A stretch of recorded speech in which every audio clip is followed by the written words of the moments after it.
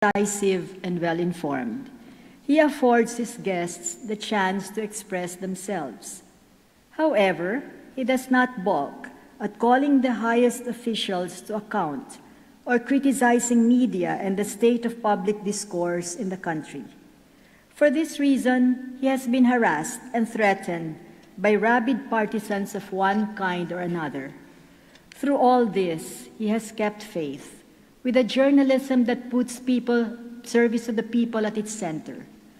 Ravish sums up what he believes a journalist is in the most basic terms, and I quote, "If you have become the voice of the people, you are a journalist," end of quote.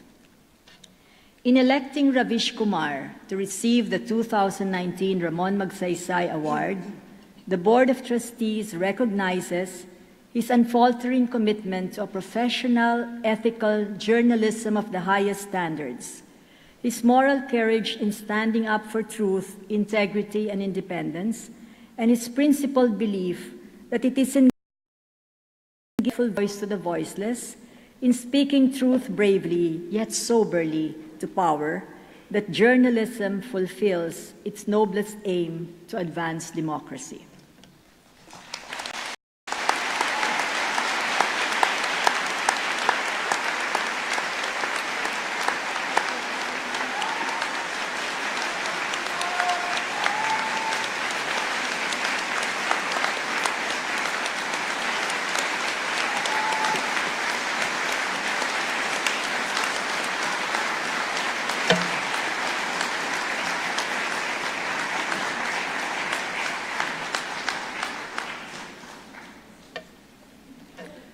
Ravish Kumar of India will now deliver his response.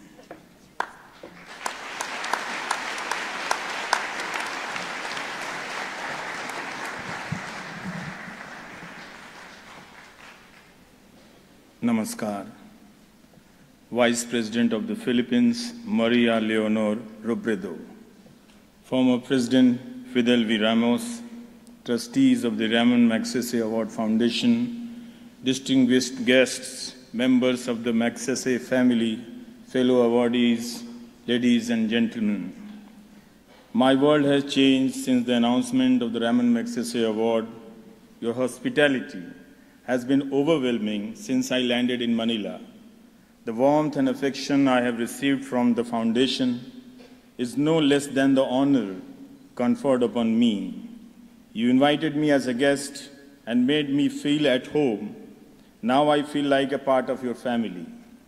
Usually, award ceremonies are brief affairs, but this is different. It has been a humbling experience and makes me feel more responsible than before. Inequality is mostly measured in terms of health and economy, but the time has come for us to take cognizance of knowledge inequality as well. When resources for quality education have confined to a few cities, we cannot even begin to imagine what are the repercussions of this inequality in smaller towns and villages. Clearly, the source of knowledge for a vast multitude is the propaganda machine of WhatsApp University.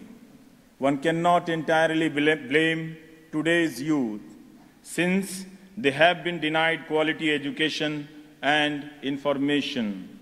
It becomes all the more important to evaluate the crisis of media in this context.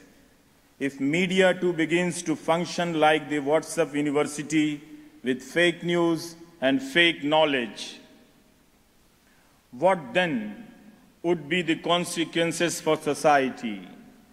It is a good sign that India's citizens have begun to understand this. That is why the congratulatory messages that I am receiving are also replete with worries on how the media has turned rogue in India. Therefore, while I am happy for myself today, I am also filled with sadness looking at the state of the profession I represent. Indian media is in a state of crisis, and this crisis is not accidental or random, but systemic and structural.